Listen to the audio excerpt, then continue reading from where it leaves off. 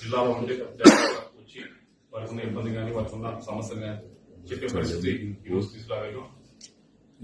ఏదో ఎంపీ గెలిచి మన వ్యాపారాలు తీసుకుంటా జనానికి కనిపించకుండా ఎక్కడో కాకుండా ప్రజల్లోనే ఉంటూ వారికి అన్ని విధాలుగా అందుబాటులో ఉండే పరిస్థితి ఈ రోజు జిల్లాలో తీసుకురావడం జరిగింది. దానికి అన్నిటికంటే ఈ అభివృద్ధి కార్యక్రమాలు మీకు అటెండ్ దానికి I very happy for that.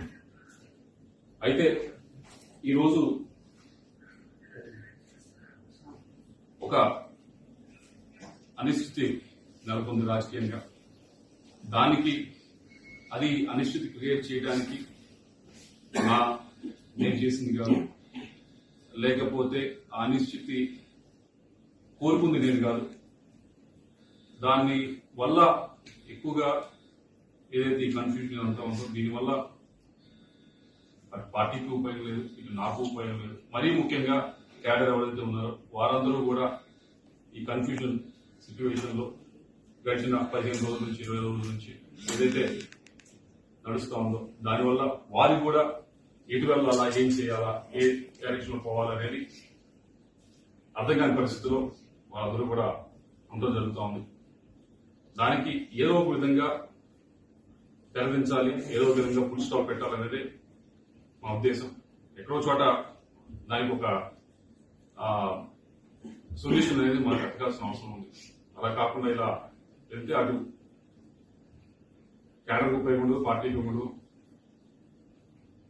మీ అందరికీ తెలిసిందే 15 రోజుల నుంచి కూడా సరే కొత్త క్యాండిడేట్ తీసుకుంటాం అనేది ఒక ప్రపోజల్ అంతా కూడా బయటకు రావడం జరిగింది. మాట్లాడిన తర్వాత ఇంకా బయటకు రావడం జరిగింది.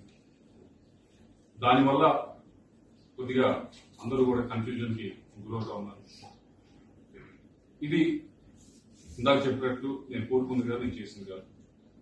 ఇది వేరు వేరు కారణాల వల్ల ఇలా ఫ్లైఓవర్ వచ్చింది. దానికి తెరదించుతూ నేను ఏదైతే ఇప్పుడు పార్టీలో ఉన్నానో పార్టీ సభ్యత్వానికి వైఎస్ఆర్ కాంగ్రెస్ పార్టీ సభ్యత్వానికి రాజీనామా చేస్తూ అలాగే పార్లమెంట్ సభ్యత్వానికి కూడా నేను రాజీనామా చేస్తా ఉన్నాను ఇమీడియట్.